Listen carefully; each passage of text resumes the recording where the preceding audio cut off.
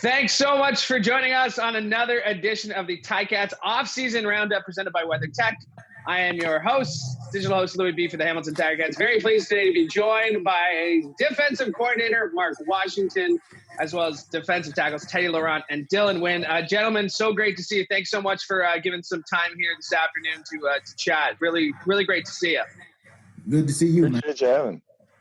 Let's just start with an easy one. Let's just toss it out there. What have you been up to? It's been a while since we've seen your smiling faces. Coach Washington, what have you been up to? How you been staying busy? How you been staying focused? Well, I've been staying focused because we got a season coming up, and so that's been my focus. Been busy trying to cook up ways to get 22 sacks out of the two gentlemen on the screen with us. You know what I mean? So two of them try to get 22 sacks out of them. So that's a full-time gig, you know. So that's what I've been busy up to. Teddy, what have you been up to? How are you keeping busy? Oh, man, I got to spend more time with family, being around my son a lot, man, being around, my lady, you know, just being around them. And then I taught a few kids, a few things about pass rush down in Florida. So doing those two things to keep me busy. And crazy as it might sound, I read a few books, man. I've been reading a lot of books lately, man. Yes. Yeah, my last book I read was the five love languages. I read that. Yes. Oh, that's a good one. That's a I'm great surprised book. your wife didn't make you read that before you got married. Yeah, I read that. I've been watching a few podcasts, and they've been talking about it, and I was like, you know what, let me get that book, and it was really good. Okay, Ted. Coach, I know you preach reading. Sorry, Dylan. I know you preach reading. So how proud are you to see Teddy pick up a couple of books? Hey, you know what? When I hear that, I'm so pleased. I'm excited. But then the actual book, that's a quality read. You know what I mean? That's a suggested reading regardless. So that 5 love languages, was it Gary Chapman? Yeah, Gary Chapman. Yeah. No, that's a must. Louis, have you read it? I haven't. No, I haven't. Then you wasting your time. You need to get that book. As soon as this podcast is over, I'm borrowing one of your copies because apparently all three of you, Wynn, you said you've read that book, eh? Yep. It was part of the contract negotiations of my marriage. So Teddy brought up a good point though, because like I said, I've done a couple of these with some guys, and a lot of them will talk about the special time that they've been able to spend with their families, with their wives, with their kids. So I mean, you don't want to call it a blessing in disguise because it's been such a tough year for so many people, but is there an aspect of this last year getting to have that special time that normally here you are at the peak of your career that you would not normally have? Yeah, that's I like to look at the silver linings of things personally. Great quote was, the only difference between fear and faith, they both got to do with the future, but it's your outlook. It's stuff that you can control. And I just had a daughter, so my little girl's about 8 months now, and just being able to see her grow has been great. Being able to spend time with my wife has been great. But on the football aspect of stuff, really having time to dial in and get corrections to my body that I might not have been able to in other circumstances. So, I don't think it's not good to dwell on the sad and the dumps, So, if this is an excellent time for a lot of players to be able to self-improve, not just on the field, but in their family lives. And I think it's great. And it's, I would be lying if I said I wasn't itching to hit somebody for sure. But, it's been cool. Hit someone that's not one of your brothers, I'm sure, right? They don't let me hit them anymore. Yeah. True. Coach Washington, he brings up a good point there, is that, something that I've seen you preach, I've heard you preach, is that, you don't just want good foot players, you want good men. And just right there, in the first 5 minutes of this conversation, Teddy and Dylan have kind of demonstrated the type of men they are off the field. When you came into this job in 2019, was that something you made a point to set day one, that hey, listen, you could be as good as you want on the field, but if you're not a great person off the field, then this isn't going to work? Well, that's a part of our environment. That's a part of the this organization, things that have been set out, from the top, from caretaker Bob all the way through. We stresses all the time, and these guys know it. It's all about having the right men in the room, and we know that these two guys here are two of the greatest men in our room, and you want the proper. Because see, here's the good thing. All the talent in the world is great, and you want guys that can, that are really, really talented. And these two right here, my opinion, are two of the best right here in our league for sure. The talent is great, but the person inside, you're always going to be that person. So if you're a lazy guy, you're going to be lazy off the field, you're going to be lazy on the field, you're going to be lazy all the time. And that's the kind of person that you are. You can't divorce one from the other. You can't say, I'm a certain way on the football field, and I'm another type of person. No, that who you are, that character bleeds everywhere in your life because that's who you are. And so eventually all of that comes out. So having the guys with the right character, the right, stuff inside of them, that's what's most important. And that's when we say, all right, we got to find the right guys in the room. That's what it's all about. And Teddy, I mean, you've been in the room a while now, right? You've been a big part of this Ticats organization for the last few years. And like Coach Washington said, it does start at the top down. It starts with caretaker Bob, but then having Coach O in that room too, the type of leader Coach O is in the room, I get the sense that he motivates other people who may not lean towards leadership to be the best that they can be. Yeah, he's definitely a coach a lot of guys want to play for. Like I said, Coach O and I go way back since 2014 when I first came with the Hamilton Ticats.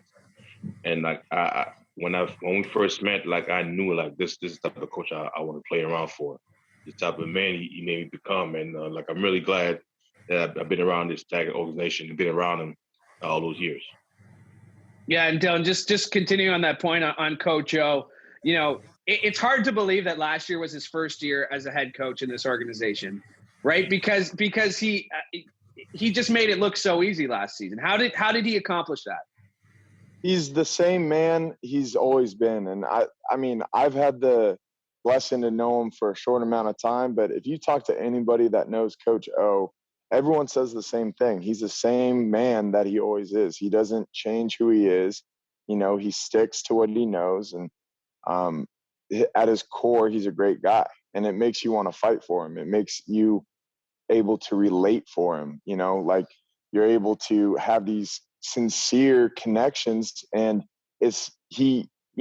you attract what you put out. He has sincerity. He puts out sincerity. And so everyone in our locker room, like Coach Washington was saying, is good dudes and sincere guys. And we really care and put in the passion and the work to what we do. And it just makes an amazing work environment. And Coach, what we have been able to see, a lot of guys didn't even bother testing out free agency. They signed, before that February 14th. Guys wanted to be here, not just who were here last year, but who weren't here last year. And I was talking to Jovan Santos Knox about this, and he said a lot of guys they want to see what they're doing in Hamilton. They want to be a part of that. So what do you attribute that to? Like we said, it's the culture and the environment that has been set here, the expectations that have been set here. People see when they see it on the field, they see execution, they see scheme and all that kind of stuff, but they see the joy that the men have playing and the joy that we have coaching and interacting with one another. You know what I mean? And that makes it fun. And winning helps too. So you cook all of these ingredients together, you're gonna have yourself a pretty good recipe. And I think that's what people see, and players see it around the league, so they want to be a part of it or they want to run away from it. One of the two. Teddy, what we get to be we get to sit in the front row. I get to sit in the front row to see you guys on the field, but I also get to see you guys behind the scenes. Fans don't get to see what goes on behind the scenes a lot of the time. So to that point, what do you miss? That might be a good thing sometimes. Yeah, I know. But what do you miss? What do you miss most about? The kind of behind the scenes stuff, the stuff away from the football field. I'm going to say I miss Wynn. I miss Ted. I miss Nah, don't let Ted make you lie now, all right? Listen. You said I forced Ted to be my friend. 100%. Ted, that is true. That is true. I forced him. Day one, sat next to him. He's like, "Why are you sitting next to me?" Every couple meetings, I'd ask him another question, get to know him a little bit better. Ted's a great guy, but he's like an onion. You got to do some peeling. You got to get down to the core. I agree. It took me a while, but I'm like, yeah, he's a good dude, man. I'm glad, you want that. He tries his hardest to get to know me, and I appreciate that. But he's a really good dude. Was there a certain? Did you notice the switch? Did either of you notice the switch where you're like, man, what's this guy doing? Like, get away from me. To the point where, like, yeah, you know what? He's not bad. Or was it just like he constantly kept going, kept peeling back until you're like, I got no more layers left, man. Like, you're stuck. I'm a persistent guy, and to be honest, I wasn't sure if Ted still liked me towards the end of the season, so I'm playing.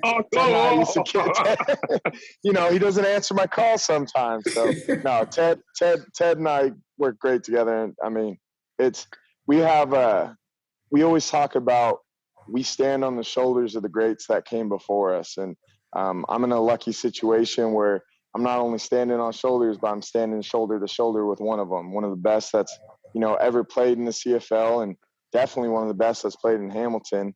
And just being able to learn from a true great like Ted has just been amazing for my career and my mental stability, to be honest, because having somebody next to me like that who can also joke around, and Ted's a great guy. And so, like I said before, the work environment in Hamilton's great, and that's why you see everybody signing back and coming.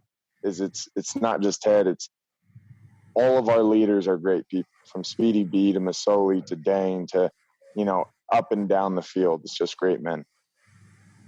Yeah, Teddy, I mean, to that point, talk about the great men on some of this team. Like you said, 2014, we were talking to Simone about this. Like, that's when you guys first kind of got to Hamilton here. Coach O was here at the same time. I mean, like, it feels like we've been building towards something with this organization. And, like, here we are in 2021, the Grey Cup's being played here in Hamilton. Like, a lot of fans think it's destined, but there's still a lot of work to be done before you get to that point. Yeah, it is a lot of work to be done, but I've been through ups and downs with this organization from 14 to 2021. I remember in 2017, we didn't win that first game until Labor Day, so we've been through tough time. But it's a thing that we preach, that the one thing that's guaranteed is adversity, and I've been there, and like I said, like I really I like this team, and I feel like going forward, like this. We're about to be something special. And Coach, do you feel like because I know Coach O is that, the Grey Cup happened, whatever, it happened. We can't change it. Every day that passes, it's another day. But do you still feel like, because there's been such a long time off since you last played that field, that first game, you're going to have to be like, okay, boys, like let's hold back a little bit, because you are going to be so amped up to prove what this team can do. No, I'm not putting these dudes back. I'm letting them go, man. Let the bulls out the cage. You know what I mean? No, Coach, let them know, man. It's no holding back. It's letting. Man, you can't sit us down for this long and then think you're gonna. Coach O can't hold us back on that. Like, we're waiting. We're being patient. It's time. And the past is the past. You're not going to change it. Whatever you want to do with it, if you want to use it for motivation or whatever, it really doesn't even matter, man. Because it's yesterday. You can't control that. You can only control what's coming up. And these men have been, awesome, and they're going to continue to be awesome because that's who they are. And so we're going to continue to push forward, move forward, and get ready for that first game and the second, and on and on and on. And then, we'll make sure that we want to end this season the way we really want to.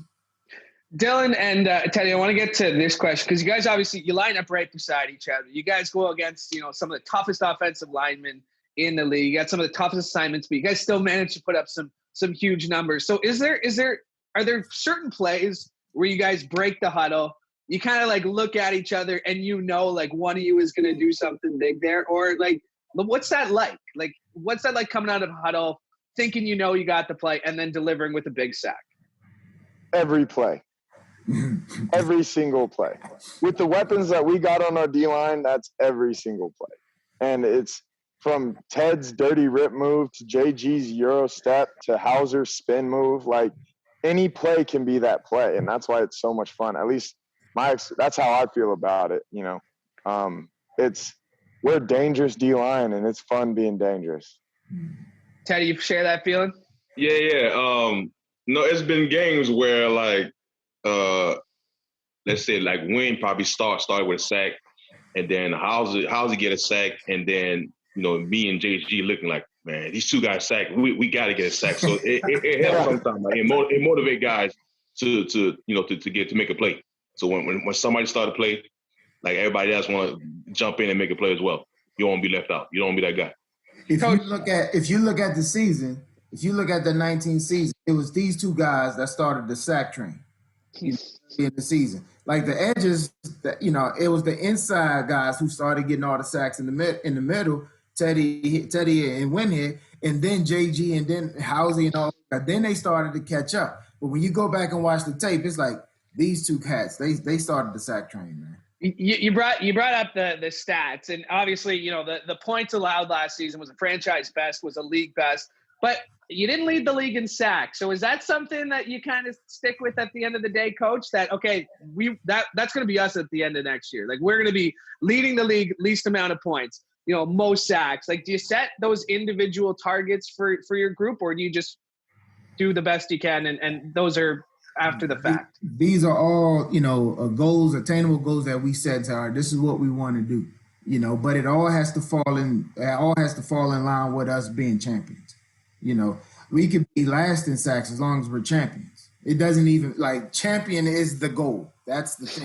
Now, are these components that's going to help you win a championship? Of course. You know, we know the things that we like to do as a defense and as an organization. You know, scoring is obviously, I mean, it's football. You want to keep the team out of the end zone. You want to keep the points low. Best way to do that is taking the ball away and affecting the quarterback. Well, that's what these guys do. So, I mean, we're at the top of sacks, great. If we're number one, great. As long as we're number one overall at the end of the season with the championship trophy, that's the only thing that matters at this point. All right, gentlemen, I feel like I've kept you long enough here. Thank you so much for doing this. I do want to finish with this last question here because sooner rather than later, we hope we're all back in Hamilton. So it hasn't been a while since we've been to Hamilton, or you guys have been in Hamilton. So I do want to ask what you're missing about the city. What is something, whether it's a restaurant, whether it's a certain food from Hamilton, what are you missing from the city of Hamilton right now? Dylan, you look like you got your answer, so I'm going to let you go first on this. I got a lot. First of all, I got to give a shout out to my 5-star cafe. What's up, guys? Miss y'all. Those are my, you know, that's my second family away from home. They're fun. Next thing, okay? I miss oxtail, mac pie, and all that good stuff, man. I miss the fire food back out. Oh, Hamilton, everything from there to even the all-you-can-eat sushis to. Oh, yeah. Ted, right. Ted and I will go to all-you-can-eat sushi, and you see they start like clearing out, acting like they're not there. The lights turn off and the blinds come down. Yeah, they're like, we ain't here. Just you know, everything on Main Street, man. We go up and down. I miss the Novem burgers. I miss, you know, the waterfront. I just miss Hamilton, you know, and really excited to get back there. We got a couple of answers that we got earlier where Speedy's missing his birthday cake Timbits. Dane just wants a double. Like, no, like people want the basics, but that might have been the best answer we've gotten so far. So no pressure. I was kitchen, man. What are you missing? Yeah, come talk about his kitchen, man. Yeah, Kings West. Man, all these places are going to welcome you back with open doors after this there. My bad, Lulu Shawarma too. I love them too. Oh yeah. And I gotta give my spots shout outs, man. They got all the Thai Cats gear hanging up there. Great spot to stop by for some. Always take care of us. They're great people. Teddy, what are you missing? I'm to D-line dinner, going to Shoes Joe's, you know, the good times, Buffalo Wild Wings. Like, yeah, those I'm in those places, man. There you go. Mark, Coach Washington, finish us off here. What are you missing most about Hamilton? Well, I'm here, man. So there we go. Perfect. I went to Ellis last week. You know what I mean? Hey, I still have my gift card saved next to my passport. I'm ready to go. That's the first meal when I hit Hamilton. Hey, man. Hey, let me tell you, I went there last week, and they got some new stuff on the menu. So Ooh. I missed the weather y'all having over there, but yeah, I'm good, man. Yeah, you gotta start posting all the pictures now just to make these guys jealous. Well, thank you guys for doing this. Like I said, I do appreciate it. I know fans appreciate it as well. This is kind of our first introduction into podcasts. I don't think we could have asked for 3 better guests to finish off this new series we're launching. So thank you for doing this. And like I said, just can't wait to see you guys back here in Hamilton. No problem, My pleasure, man. Ask you, we can't wait to get back.